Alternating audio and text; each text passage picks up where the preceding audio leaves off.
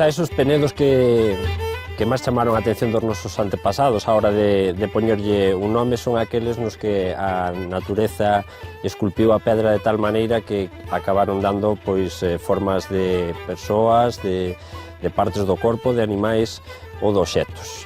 Son as chamadas pedras figurativas que nos deixaron nomes ben curiosos por toda Galicia. Evidentemente hai que ter en conta que os parecidos das pedras se sacan ollándoos desde unha determinada perspectiva. De feito, acontece a miúdo que unha mesma pedra pode levar dous nomes dependendo desde onde se mire, non?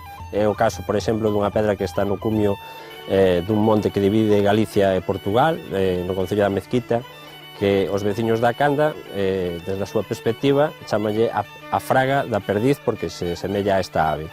E os veciños da Vila Bella, desde a súa perspectiva, chamanlle a fraga da pestana, porque desde ali, desde a súa aldea, pues, semellalle un ollo con unha pestana ben longa.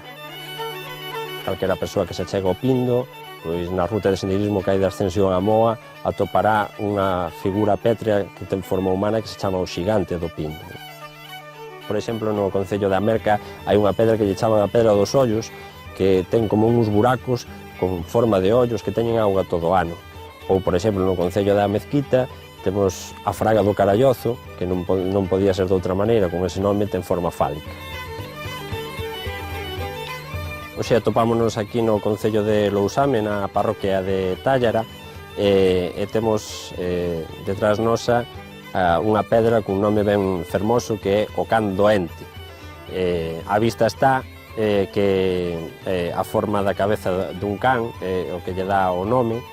O adxetivo doente pode ser por varias cousas, non? Tendo en conta a cantidade de centos de anos que debe levar aí inmóvil, eu creo que o que está doente ca fame.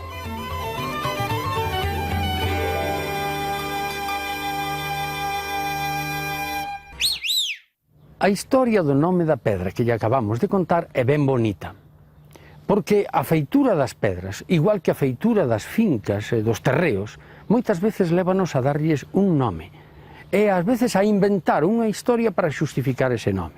E chegados aquí, claro, moitos estudantes espabilados estánse preguntando, pero non quedamos en que a relación entre as cousas e o nome das cousas era arbitraria? Non quedamos en que o signo lingüístico era arbitrario? Eu dígolles, sí, arbitrario nas palabras bimilenarias ou trimilenarias que cambiaron tanto de aspecto que xa non se percibe a motivación. Pero, en cambio, nos nomes dos alcumes, que son as palabras máis recentes creadas por nós, aí vese ben que a motivación é transparente. A todos nos gusta saber que significan as palabras, e por iso a vostedes lles gusta tanto que nós expliquemos cal é o significado dos nomes de lugar, dos ríos e dos montes. Pois seguiremos.